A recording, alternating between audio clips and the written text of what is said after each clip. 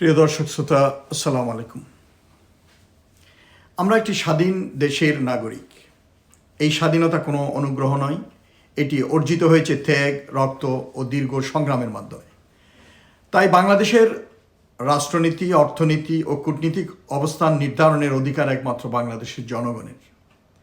কোনো বিদেশি শক্তির প্রভাব বা আধিপত্যের অধীনে রাষ্ট্র পরিচালিত হবে এমন ধারণা শুধু অগ্রহণযোগ্য নয়, এটি আমাদের স্বাধীনতার মূল চেতনার পরিপন্থী। ভারতের সঙ্গে বাংলাদেশের ঐতিহাসিক, ভৌগোলিক ও অর্থনৈতিক সম্পর্ক রয়েছে। এটি অস্বীকার করার কোনো সুযোগ নেই।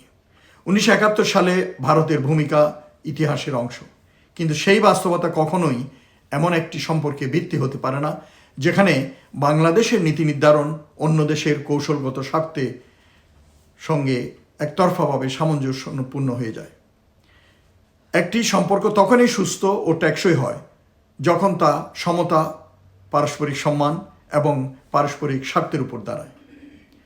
দুঃখজনক হলেও সত্য, দেশের ভেতরেই কিছু গোষ্ঠী বা স্বার্থান্বেষী শক্তি আছে যারা ক্ষমতার স্বার্থে বিভিন্ন প্রভাবকে গ্রহণযোগ্য করে তুলতে চায়। তারা এমন একটি রাজনৈতিক সংস্কৃতি গড়ে তুলতে আগ্রহী যেখানে দেশের আভ্যন্তরীণ সিদ্ধান্ত গ্রহণ প্রক্রিয়া দুর্বল হয়ে পড়ে এবং বাহ্যিক প্রভাব ধীরে ধীরে প্রাধান্য পায়। এই প্রবণতা নূতন নয়। অতীতে বিভিন্ন সময়ে এমন অভিযোগ উঠেছে যে কিছু রাজনৈতিক নেতৃত্ব বা গোষ্ঠী নিজেদের ক্ষমতা ধরে রাখতে বা নিজেদের ব্যক্তিগত স্বার্থে বা পুনরুদ্ধার করতে নিজেদের ক্ষমতা বিদেশি সমর্থনের উপর নির্ভর করেছে।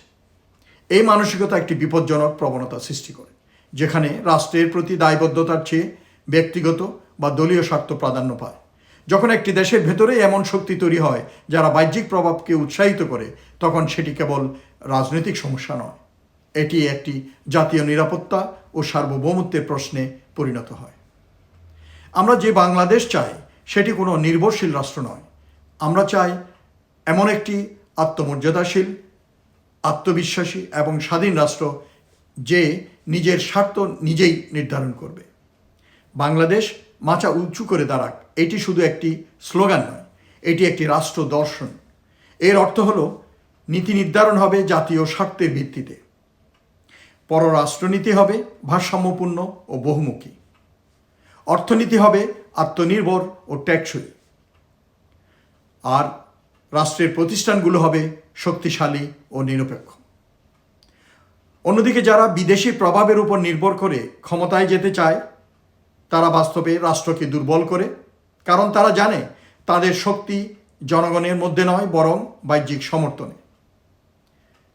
এই ধরনের রাজনীতি দীর্ঘমেয়াদে দেশের জন্য ক্ষতিকর, কারণ এটি জনগণের উপর আস্থা কমিয়ে দেয় এবং রাষ্ট্রকে কৌশলগতভাবে দুর্বল তোলে এবং বিদেশি শক্তির তোষামতকারী হিসাবে পরিণত করে। এই পার্থক্যটাই মূল। একদিকে আছে জাতীয় স্বার্থ, আত্মমর্যাদা ও স্বাধীনতার প্রশ্ন, অন্যদিকে আছে ক্ষমতা, নির্ভরতা ও আপোষের রাজনীতি। তবে এই সংগ্রামকে আবেগের জায়গায় সীমাবদ্ধ রাখা যাবে না। এটি হতে হবে সচেতনতা, নীতি প্রতিষ্ঠান এবং জনগণের ঐক্যের উপর ভিত্তি করে একটি ইতিবাচক রাষ্ট্র গঠনের প্রক্রিয়া। আমাদের লক্ষ্য হওয়া উচিত শক্তিশালী গণতান্ত্রিক প্রতিষ্ঠান গড়ে তোলা, আইনের শাসন নিশ্চিত করা, স্বচ্ছ ও জবাবদিহিমূলক শাসন প্রতিষ্ঠা করা, জাতীয় ঐক্যকে অটুট রাখা। কারণ একটি শক্তিশালী রাষ্ট্রই পারে বিদেশি প্রভাবকে ভারসাম্যের মধ্যে রাখতে। আমরা বাংলাদেশের 18 কোটি মানুষ প্রতিজ্ঞাবদ্ধ বাংলাদেশের সার্বভৌমত্ব, মর্যাদা এবং স্বাধীনতা রক্ষায় কোনো আপোষ করা হবে না। কিন্তু সেই প্রতিজ্ঞা হতে হবে দায়িত্বশীল, প্রজ্ঞাসম্পন্ন এবং জাতীয় স্বার্থ নির্ভর। বাংলাদেশকে বাঁচাতে লড়াই চলবেই। এই লড়াই কেবল কোনো ব্যক্তি বা দলের বিরুদ্ধে নয়, এটি একটি ধারণার বিরুদ্ধে, নির্ভরতার বিরুদ্ধে, দুর্বলতার বিরুদ্ধে, দেশকে বিক্রি করার বিরুদ্ধে এবং আত্মসমর্পণের বিরুদ্ধে। আর এই লড়াইয়ের সবচেয়ে বড় শক্তি হলো সচেতন জনগণ, শক্তিশালী রাষ্ট্র এবং অবিচল জাতীয় চেতনা। সকলে ভালো থাকুন। ধন্যবাদ।